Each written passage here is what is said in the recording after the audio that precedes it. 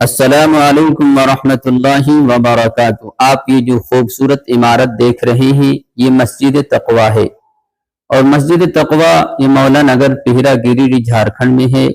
اس میں ابھی تعمیری کام جاری ہے، جس میں پلستر کا کام چل رہا ہے، اپنی آنکھوں سے دیکھ سکتے ہیں۔ یہ مسجد کا سامنے کا حصہ ہے، اور میں یہ بھی بتاتا چلوں کہ یہاں ایک وقت میں نمازی 150 سے 200 تک نماز پڑھتے ہیں۔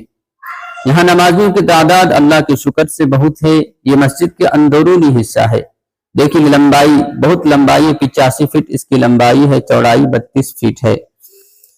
اور عیدین اور جمعے میں تو جگہ نہیں ہوتی ہے، باہر میں نماز پڑھنا پڑتا ہے۔ آپ تمامی حضرات سے گزارش ہے، اس ممبر کو دیکھیے، ممبر کتنا ابھی عارضی طور پہ بنا دیا گیا ہے۔ آپ تمامی حضرات سے گزارش ہے کہ مسجد میں دھیان دیا جائے۔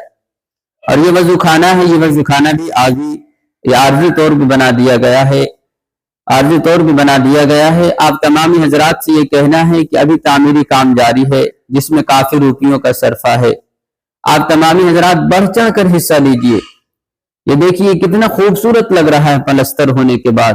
یہ عمارت یہ بادشاہت کے گھروں کی طرح لگ رہا ہے، لیکن یہ اللہ کا گھر ہے۔ اللہ کا گھر تو اور خوبصورت ہونا چاہیے۔ یہاں لوگ نماز پڑھیں گے تو نمازیوں کو دل لگے گا، اللہ سے لو لگائے بیٹھے رہے گا، اور اچھے طریقے سے نماز پڑھے گا، ثواب آپ کو بھی ملے گا۔ اس لیے آپ تمام حضرات سے گزارش ہے، دیکھیے یہاں نماز ہوتی ہے، ابھی کلر بھی نہیں ہو پایا ہے، ٹائلز بھی لگنا ہے، اس میں ٹائلز بھی نہیں لگ پایا ہے، اس لیے کہ مسجد میں بھی فنڈ نہیں ہے۔ آپ تمامی حضرات سے گزارش ہے کہ آپ تمامی حضرات بڑھ چڑھ کر حصہ لیجئے۔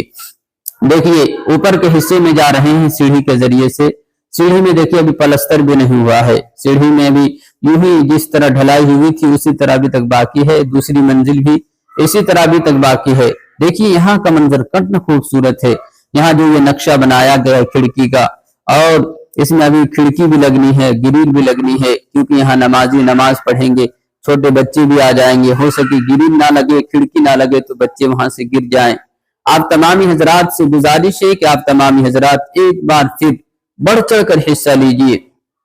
میری اس ویڈیو کو جو حضرات بھی دیکھ رہے ہیں، چاہے وہ دنیا کے کسی کونے میں بیٹھے ہوئے ہیں، تو آپ سے گزارش ہے کہ آپ حضرات اس مسجد کی تعمیری کام میں حصہ لے لیجئے، تاکہ یہ جو بھی کام باقی ہے اختتام پذیر ہو جائے، اختتام تک پہنچ جائے۔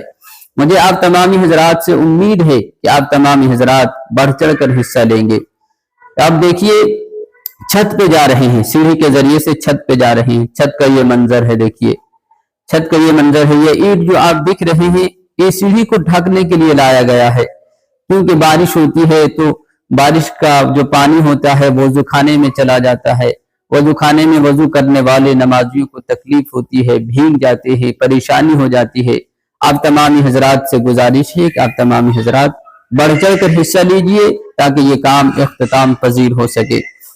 دوستو میرے آقا کا فرمان ہے، من بنا للہ مسجدن بن اللہ لہ بیتن فی الجنہ، کہ جس نے بھی دنیا میں اللہ کے لیے گھر بنایا، مکمل گھر نہیں بنا دیا، بلکہ جس نے بھی اللہ کے گھر کے تعمیری کام میں حصہ لیا، 10 روپے سے حصہ لیا، 50 روپے سے حصہ لیا، 100 روپے سے حصہ لیا، تو اللہ اس کو دنیا میں بھی اور کل قیامت کے دن اسے محل عطا فرمائے گا، گھر عطا فرمائے گا۔